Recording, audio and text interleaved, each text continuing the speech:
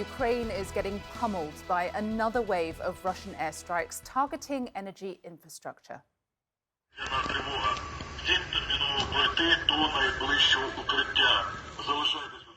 Air raid sirens rang out across the country today in what Kyiv is calling one of the biggest missile attacks there since the start of the war.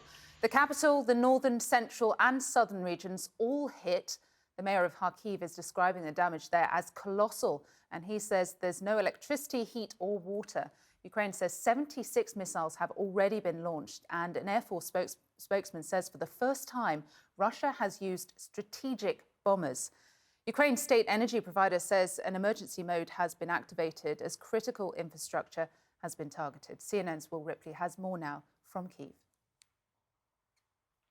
The Kyiv City Military Administration says the Ukrainian capital has survived one of the most massive missile attacks since the beginning of the full-scale invasion. Now, I'm standing in a square where you can see destroyed vehicles from the beginning of the war. We actually can't take you to the scene of these attacks because the targets were critical infrastructure, and Ukraine has very strict rules about filming and showing these locations. They don't want to tip off the Russians to what areas they might have hit and what areas they might have missed. But in this case, Kyiv says that most of the missiles never reached their targets because they say out of around 40 missiles that Russia fired directly at Kyiv, which is a huge number even for locals who've been living here throughout this full-scale war for nearly 10 months now, they say they shot down 37 of them. There were, however, 3 explosions reported here in Kyiv, both on the east and west banks of the river, 2 of them in the east, 1 in the west.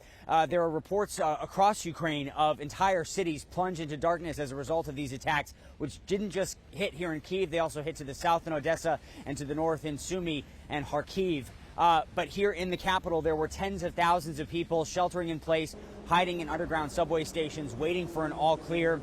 And there were sounds of explosions. We actually heard them this morning as we were getting ready to pack up and go on a road trip. The air raid sirens went off, and there were some loud explosions that could be heard in our vicinity. CNN staff who lived even closer to the scenes of the explosion said they also heard the sound of the air defense systems being activated, shooting down presumably those dozens of missiles that were headed towards the Ukrainian capital.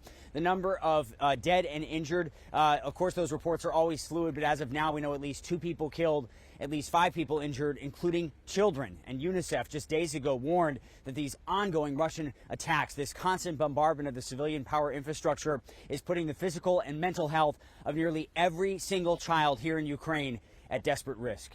Will Ripley, CNN, Kyiv, Ukraine. Thanks to Will Ripley for that. Well, a U.S. announcement on whether it will send Patriot missiles to Ukraine is expected at any time, and it comes amid these escalating Russian strikes on civilian infrastructure. The Pentagon says the Kremlin does not have a say in the matter and will not dictate what security assistance the U.S. provides to Ukraine. I find it ironic and very telling that officials from a country that brutally attacked its neighbor in an illegal and unprovoked invasion through a campaign that is deliberately targeting and killing innocent civilians and destroying civilian infrastructure, that they would choose to use words like provocative to describe defensive systems that are meant to save lives and protect civilians. Russia is warning of unpredictable consequences if Washington does deploy the advanced air defense system to Ukraine in what's being described as another provocative move by the United States. Well, CNN's Barbara Starr joins me now live at the Pentagon. And Barbara, Ukrainians have been requesting these Patriot missiles now repeatedly, so no doubt this will be welcome news. But as I understand it, they do require intensive training to operate. So how soon do you think they could be in operation? Well, no one really is talking about that at this point. Still, President Biden's signature on the dotted line, if you will, needs to happen. The final approval to ship Patriot missile systems to Ukraine. It will take some period of time to get them there. And then once they're there, Ukrainian troops most likely having to go to Germany to be trained on these systems. And it's not just the training, it's the repair, the spare parts, the maintenance.